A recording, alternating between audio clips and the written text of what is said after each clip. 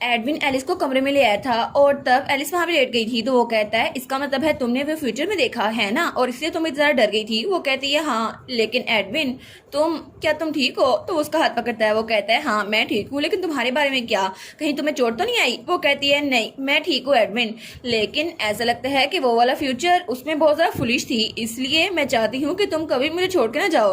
तो वो कहता है चाहे कुछ भी करना पड़े मैं तुम्हें कुछ नहीं होने दूंगा, इसलिए चाहे मेरी जान भी चली जाए मैं तुम्हारे लिए कुछ भी करूंगा। तो वो कहता है लेकिन फिर भी मैं खुश हूँ कि ऐसा कुछ नहीं हुआ, तो हम कोई तरीका ढूंढ लेंगे। तो वो उठ के कहती है ये इशू नहीं है, इशू ये है कि तुम हर बार यही करते हो। वो कहता है मुझे माफ कर देना, तुम बहुत ज्यादा डर गई होगी ना। वो कहती है हाँ हाँ मैं बहुत ज्यादा डरी तो थी, लेकिन एडविन क्या सच में तुम्हें कोई कर्ज मिला हुआ है या ऐसा कुछ, और शायद उसकी वजह से अगर तुम ड्यूक इस्तबान को हर्ट करोगे तो तुम्हें भी उसका 10 गुना ज्यादा नुकसान मिलेगा। तो वो कहता है नहीं। तो एलिस कहती है मुझे झूठ से नफरत है दुनिया में हर चीज से ज्यादा, तो प्लीज मुझे बता दो, और कभी भी मैं किसी ऐसे इंसान को पसंद नहीं करूंगी जो झूठ बोलता हो। वो कहता है टू बी एग्जैक्ट मुझे कर्ज दिया गया, और ये इसलिए कि मैं हेड ऑफ हाउस होल्ड यानी कि ड्यूक इस्तबान मेरे फादर को नुकसान ना पहुंचा पाऊं, और अगर मैंने डायरेक्टली उनको कुछ किया तो वापसी भी मुझे 10 गुना ज्यादा नुकसान मिलेगा। तो एलिस कहती है क्या तुम्हें पता है कि इसको सोल्व कैसे करना है? वो कहता है ड्यूक को मरना ही होगा, और अगर मैंने उसको मारने की कोशिश की तो मैं भी मर जाऊंगा, लेकिन अगर ड्यूक किसी और तरीके से मर गया तो फिर मुझे कुछ नहीं हो सकता। तो एलिस कहती है और ये सब कुछ कब से चल रहा है, ये कर्ज वाला सिस्टम? तो वो कहता है 10 साल पहले से, जब मैं जंग में गया था ना उससे पहले मैंने वो सीड खाया था जिसके जरिए मुझे कर्ज मिला था, और उसकी वजह मैं तुम्हें नहीं बता सकता। तो एलिस कहती है क्यों, देखो तुम फिर से वही कर रहे हो। वो कहता है वो भी मैं तुम्हें नहीं बता सकता ना। वो कहती है ठीक है मत बताओ, लेकिन अगर तुम्हें कभी भी मुझे कुछ बताना हो तो प्लीज मेक श्योर करना मुझे बता देना। तो तब वो कहती है एडविन? वो कहता है हाँ। तो वो कहती है क्या तुम मुझे गले लगा सकते हो पहले की तरह? और तब उसके हाथ कांप रहे थे। वो कहती है क्योंकि अभी भी वो सीन मेरी आंखों के सामने है और मैं तुम्हें खोना नहीं चाहती इसलिए। तो एडविन वो भी बेड पे उसके साथ लेट गया था। वो कहता है ठीक है एलिस, और एलिस की आंखों में आंसू आ रहे थे। वो कहता है एलिस क्या आज रात मैं यहीं पर रुक सकता हूँ, यहाँ पर इकट्ठे, जैसे हम बचपन में इकट्ठे सोए थे ना बिल्कुल वैसे ही। तो वो कहती है ठीक है, और तब वो लोग आराम से वहां पे लेट गए थे, और एलिस सोचती है ठीक है कोई बात नहीं, एडविन मेरे साथ है उसको कुछ नहीं होगा। और तब जब वो सो चुकी थी तो एडविन कहता है मैं तुम्हें बहुत ज्यादा पसंद करता हूँ एलिस। और तब सीन चल होता है और हमें सुबह का सीन दिखा जाता है, और तभी हमारी एलिस की आंख खुलती है, और जब वो देखती है तो एडविन अभी तक आराम सो रहा था। वो सोचती है कल रात एडविन यहीं पे रह गया था है ना, लेकिन तब वो चादर मुंह पे कर लेती है। वो सोचती है मेरे पास कोई एक्सक्यूज नहीं है, आखिर मैंने उसे रुकने क्यों दिया, और मैं तो उसके पास ही थी, मैंने कहा था प्लीज मत जाओ ना, हम लोग इकट्ठे सोते हैं, लेकिन मैंने ऐसा किया क्यों? तो तभी वो सोचती है लेकिन फिर भी एडविन कितने आराम से सो रहा है ना, और तब उसको देख ही रही थी। वो सोचती है मुझे कितना सारा अच्छा लग रहा है कि एडविन बिल्कुल ठीक है। तभी वहां बाहर से आवाज आती है योर हाइनेस आपके उठने का टाइम हो गया है। तो वो कहती है क्या मेड आ भी गई?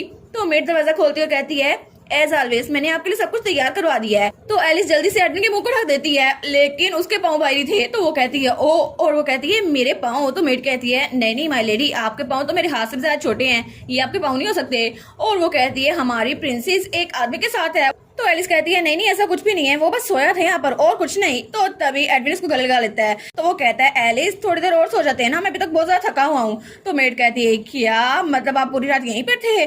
तो हमारी एलिस उसको तो पसीने आ रहे थे। तो तभी एडविन उसको देखता है और तब उठ के बैठता है और बहुत जरा घूर के उस मेड को देखता है, लेकिन उसकी शर्ट वो थोड़ी सी खुली हुई थी। तो एलिस सोचती है आखिर इसके कपड़े ऐसे क्यों हैं? तो मेड कहती है लॉर्ड इस्तबान आप है। तो वो जल्दी से वहां से भाग जाती है। वो कहती है मैं अब चलती हूँ। तो हमारी एलिस वो कहती है नहीं ये मिसअंडरस्टैंडिंग थी, लेकिन उसने तो उसकी बात सुनी नहीं थी और एलिस पत्थर की बन चुकी थी। तो एडविन कहता है तुम्हें अच्छे से नींद आई? आखिर क्या हो रहा है, क्या कुछ हुआ है? वो कहती है मेड ने हमें देख लिया, लेकिन ऐसे क्यों? तो वो कहता है फिर क्या हुआ? तो वो कहती है वो सोच रही होगी कि मैंने तुम्हें यहाँ पर जानबूझ के रोका है, और तुम तो बेचारे मासूम से हो, और उससे तो यही लग रहा होगा ना, लेकिन अगर ये मिसअंडरस्टैंडिंग भर गई ना तो इसको क्लियर करना मुश्किल हो जाएगा। तो एडविन कहता है अच्छा तो हम इसको क्लियर नहीं करते? वो कहती है क्या? वो कहता है हम इसको ठीक साबित कर देते हैं ना। तो वो कहती है क्या? और तब उसको जब देखती है तो एडविन तो बड़े आराम से स्माइल कर रहा था। वो कहती है मेरा मतलब है मुझे ऐसे तंग करना बंद करो एडविन। और उसके थोड़ी देर बाद वहां पर जो नाश्ता पड़ा हुआ था वो आराम से बेड पे खा रहे थे। तो तब हमारी एलिस एडविन को देखती है। तो वो कहती है लेकिन एडविन तुमने चेस्टर से कोई बात सुनी? मैंने ड्यूक इस्तबान को देखा था पुरानी एली में, तो क्या तुम्हें वो मेंशन नजर आया? वो कहते हैं हाँ मुझे रिपोर्ट मिली थी, मैं वहां पर चेक करने के लिए गया था, लेकिन मुझे कुछ मिला नहीं। वो कहती है तुम्हें वो जगह मिली नहीं? तो एडविन कहता है नहीं वो रास्ता बहुत ज्यादा कॉम्प्लिकेटेड था, मैंने बहुत सारी जगह ढूंढे लेकिन मुझे वो जगह मिली नहीं, ऐसा लगता है कि वहां पे मैजिक हुआ था जिसकी वजह से वो रास्ता मुझे मिल नहीं रहा। तो एलिस कहती है अच्छा चलो अगली बार हम लोग इकट्ठे चलेंगे तो शायद स्पिरिट हमारी हेल्प कर दे। तो तब एलिस एडविन को देखती है तो उसे लगा था एडविन मना कर देगा, लेकिन एडविन कहता है ठीक है। वो कहती है सच में तुम झूठ तो नहीं बोल रहे ना, हम लोग इकट्ठे जाएंगे ना। वो कहता है हाँ मैं अब दोबारा झूठ नहीं बोलूंगा, क्योंकि मैं नहीं चाहता कि एलिस तुम मुझसे नफरत करो। तो एलिस वो तो खाना खा रही थी, लेकिन तभी उसको खांसी आती है तो एडविन उसको पानी दे देता है और उसके बाद सीन होता है और हमारी एलिस तैयार होकर अपने फादर के पास आई थी। वो कहती है मैं आपको ग्रेट करती हूँ योर मैजेस्टी, और तब उसका फादर उसके पास था। वो कहता है हाँ आराम से आके यहाँ पे बैठ जाओ। तो तब एम्पर कहता है हम बहुत दिनों बाद मिल रहे हैं ना, लेकिन तुमसे मिलकर बहुत अच्छा लगता है। वो कहती है थैंक यू सो मच अपने बिजी शेड्यूल के बावजूद मुझे यहाँ पर बुलाने के लिए। तो वो कहता है कोई बात नहीं, लेकिन एलिस मुझे तुमसे एक बात करनी थी। वो कहती है जी। तो वो कहता है ऐसा लगता है कि स्पिरिट का रिचुअल खत्म हो चुका है और सबने मान लिया कि तुम रॉयल ब्लड से हो, लेकिन अब मैं चाहता हूँ कि तुम्हें नई क्राउन प्रिंसेस अपॉइंट कर दूं। तो वो कहती है क्या क्राउन प्रिंसेस? तो एलिस कहती है लेकिन अचानक से अभी आप क्यों कह रहे हैं? वो कहता है वैसे भी अब तुम प्रिंसेस साबित हो चुकी हो, तो ये अच्छा होगा कि तुम्हारी क्वालिटी के हिसाब से तुम कितना ज्यादा पावरफुल हो तुम्हें क्राउन प्रिंसेस बना दिया जाए। और वैसे भी ये टाइमिंग ठीक है और मुझे लगता है कि तुम्हें अभी से तैयारी शुरू करनी चाहिए, तो फिक्र ना करो, ज्यादा स्ट्रेस ना लेना, लेकिन कल से तुम कुछ ज्यादा बिजी होने वाली हो। वो कहती है जी मैं समझ गई, आपकी काइंडनेस के लिए थैंक यू। तो वो कहती है लेकिन क्या मैं टी पार्टी होस्ट कर सकती हूँ ताकि नोबल्स के साथ मेरा ताल्लुक अच्छा हो? और वो सोचती है जब से मैं यहाँ पर आई ना हर कोई मुझसे दूर ही भागता है, शायद इसीलिए क्योंकि एम्पर ने अभी तक मुझे किसी के सामने नहीं लाया, और वो भी मुझे ऐसे देख के भाग जाती है, कोई भी मेरी बात नहीं सुनता, और शायद वो अपनी मर्जी के खिलाफ ये कर रहे हैं और ड्यूक इस बार मुझे इस्तेमाल करना चाहते हैं, लेकिन अगर मेरा इन्फ्लुएंस होगा तो ये सब कुछ ऐसा नहीं होगा। तो तब तक एम्पर की चाय खत्म हो गई थी। वो कहता है ओफिलिया की चाय लेकर आओ। तो तभी वहाँ पर मेड ओफिलिया की चाय लेकर आती है। तो एलिस कहती है योर मैजेस्टी क्या मैं ये चाय आपके लिए डाल सकती हूँ? वो कहते हैं हाँ हाँ ठीक है। तो तब हमारी एलिस उस चाय को एम्पर के कप में डालती है। तो वो कहती है आप तो इसको कब से पी रहे हैं ना, तो क्या ये टी आपके टेस्ट के मुताबिक है? वो कहते हैं हाँ ओफिलिया ने ये मेरे लिए रिकमेंड की थी और इसकी खुशबू मुझे बहुत ज्यादा पसंद है। तो हमारी एलिस कहती है लेकिन ओफिलिया तो फॉर्चून टेलिंग में बहुत ज्यादा अच्छी है और वो तो बहुत ज्यादा अमेजिंग है ना? तो एम्पर कहता है हाँ वो बहुत ज्यादा अमेजिंग है। तो वो कहती है क्या मैं आपसे पूछ सकती हूँ आप ओफिलिया से कैसे मिले थे? तो एम्पर कहता है हाँ असल में मैं ओफिलिया से एक सीक्रेट मिशन के दौरान मिला था जब मैं ड्यूक इस्ताबान के साथ था, और तब ये बहुत ज्यादा पुरानी बात है, लेकिन उसने पहचान लिया कि मेरा स्टेटस क्या है और उसने मेरे मसलों को हल कर दिया। तो एलिस कहती है लेकिन आपने कहा था अगर ओफिलिया न होती तो मैं इस दुनिया में ना पाती, तो आखिर इसका मतलब क्या है? क्या इसमें मैजिक शामिल था? तो एम्पर कहता है असल में बात ये है। तो एलिस कहती है जी और मैजेस्टी, लेकिन तभी एम्पर पे कोई जादू होता है और वो कुछ बोल नहीं पाता, वो फिर से किसी के जेर असर आ गया था। तो एलिस कहती है क्या क्या ये इसलिए ड्रग के जेर असर आते हैं ताकि मुझे सच पता न चल सके? तो लगता है ड्यूक ने इन पे कुछ ऐसा मैजिक किया है जिसकी वजह से ये मुझे सच नहीं बता सकते। तो तभी थोड़ी देर बाद एम्पर होश में आता है। वो कहता है क्या हुआ? तो वो कहती है आप ठीक तो है ना? वो कहते हैं हाँ हाँ मैं ठीक हूँ। तो एलिस कहती है ऐसा लगता है आप थोड़ी देर के लिए अनकॉन्शियस हो गए थे और आपकी कॉम्प्लेक्शन थोड़ी ठीक नहीं लग रही। वो कहता है हाँ वैसे भी मेरे पास रेस्ट करने का टाइम नहीं है और आजकल तो मुझे चक्कर भी बहुत ज्यादा आते हैं। तो वो कहता है ठीक है मैं तुम्हें बाद में मिला लूंगा, तो अभी तुम चले जाओ। वो कहती है जी और मैजेस्टी, और तब वो दरवाजे की तरफ बढ़ रही थी, लेकिन तभी एम्पर उसको बुलाता है एलिजाबेथ। तो वो कहती है जी। तो वो कहता है कभी कभी मुझे ऐसा लगता है मैं बहुत ज्यादा पटैतिक हूँ है ना? तो एलिस कहती है नहीं बिल्कुल भी नहीं, मुझे ऐसा नहीं लगता योर मैजेस्टी। तो वो कहता है अच्छा लेकिन मुझे लगता है कि एक लीडर को कभी भी ऐसा नहीं होना चाहिए जैसा मैं हूँ, लेकिन फिर भी ये इम्पॉसिबल है कि मेरे जैसा कोई अगर वीक हो गया तो उसको एम्पायर संभालने के लिए दिया जाए, और वैसे भी लोग हमारी ताक में रहते हैं कि हमसे हमारा एम्पायर छीन ले, और अगर तुम वीक पड़ गई ना तो वो तुम्हारे साथ भी ऐसा ही करेंगे, इसलिए कभी भी वीक ना पड़ना एलिस। वो कहती है जी और मैजेस्टी मैं ये बात अपने दिमाग में रखूंगी।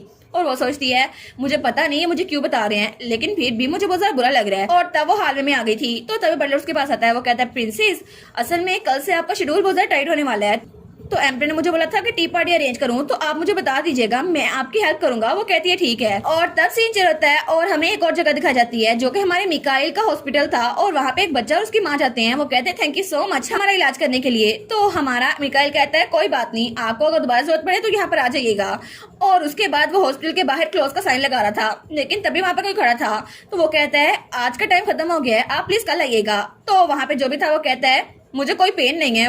तो मिकाइल कहता है क्या फिर क्या मसला है? तो वो इंसान कहता है मैं यहाँ पर अपने दोस्त से मिलने के लिए आई हूँ। तो वो कहता है क्या एलिस? और वहाँ पे एलिस खड़ी थी जो कि मिकाइल से मिलने के लिए आई थी। तो तब उसको अंदर ले आया था। वो कहती है वाह ये जगह तो बहुत ज्यादा अच्छी बन गई है, ये हॉस्पिटल तो बड़ा अच्छा लग रहा है। वो कहता है ना क्योंकि यहाँ पे मैं इकलौता डॉक्टर हूँ, लेकिन फिर भी देखो ना ये जगह अच्छे से सेट हो गई है। वो कहती है सच में ये जगह तुमने अकेले बनाई है? वो कहता है हाँ हाँ मुझे सर ने स्पेस तुमने तो दी थी ना, बड़ा फायदा हो गया है, अब देखो ना मेरे पास कितनी सारी चीजें हैं। वो कहती है अच्छा ठीक है तो फिर मुझे बताओ ना अगर कोई और चीज आई हो तो मैं दे दूंगी, वैसे भी अब तो मैं प्रिंसेस बन गई हूँ। वो कहता है तुम क्या बात करी हो?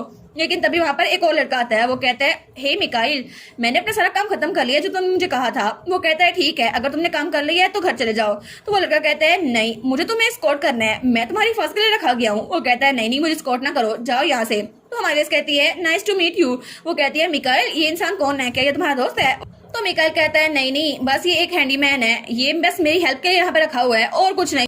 तो तब मिकाइल उसे बाहर निकालते हुए कहता है, ठीक है, अब तुम जाओ, मुझे एलिस से बात करनी है। वो कहता है, लेकिन तो मिकाइल कहता है, अब जाओ भी, मेरा सर ना खाओ। और तब हमारी एलिस और वो वहाँ पे अकेले रह गए थे। तो मिकाइल कहता है, ठीक है एलिस, तुम वहाँ पे एक जगह पे बैठ जाओ, मैं तुम्हारा चेकअप करता हूँ। वो कहती है, लेकिन मैं तो बिल्कुल हेल्दी हूँ ना। वो कहता है, तुम्हें कभी नहीं पता चलता कब तुम बीमार हो जाती हो, तो मुझे एक बार चेकअप करने दो। वो कहती है, ठीक है। और तब वहाँ पे बैठ गई थी और मिकाइल ने उसका चेकअप किया था। वो कहता है, ठीक है, तुम बिल्कुल ठीक हो, मुझे चेक करने की जरूरत नहीं है, लेकिन तुम यहाँ पे कुछ मांगने के लिए आई थी, है ना? तो मुझसे कुछ पूछना है तो पूछ लो। वो कहती है, हाँ, मैं असल में इसलिए आई थी। लेकिन तभी वो अपना ब्रेसलेट निकालती है, उसको देती है। वो कहती है, सबसे पहले इसको चार्ज कर दो ना। वो कहता है, अच्छा, ये काम मेरे जिम्मे रह गया है। और तब उसको चार्ज करने लग जाता है अपनी डिवाइन पावर से। और फिर वो उसको एक पोटली देती है। वो कहती है, और इसके अलावा इसमें जो चीज है ना, इसका पता करवाओ। वो कहता है, ये क्या चीज है, क्या ये कोई पॉइजनस प्लांट है? तो वो कहती है, हाँ बिल्कुल, ये लीव्स, ये उस चाय के हैं जो हिज मैजेस्टी मेरे फादर पिछले 20 साल से पी रहे हैं, और मुझे लगता है कि इसमें कोई पॉइजनस प्लांट है जिसकी वजह से ड्यूक इस जुबान को कंट्रोल कर रहे हैं। तो प्लीज मिकाइल, इसको मेरे लिए चेक कर दो, क्योंकि हमारे पास कोई सॉलिड एविडेंस होना चाहिए ड्यूक इस जुबान के खिलाफ।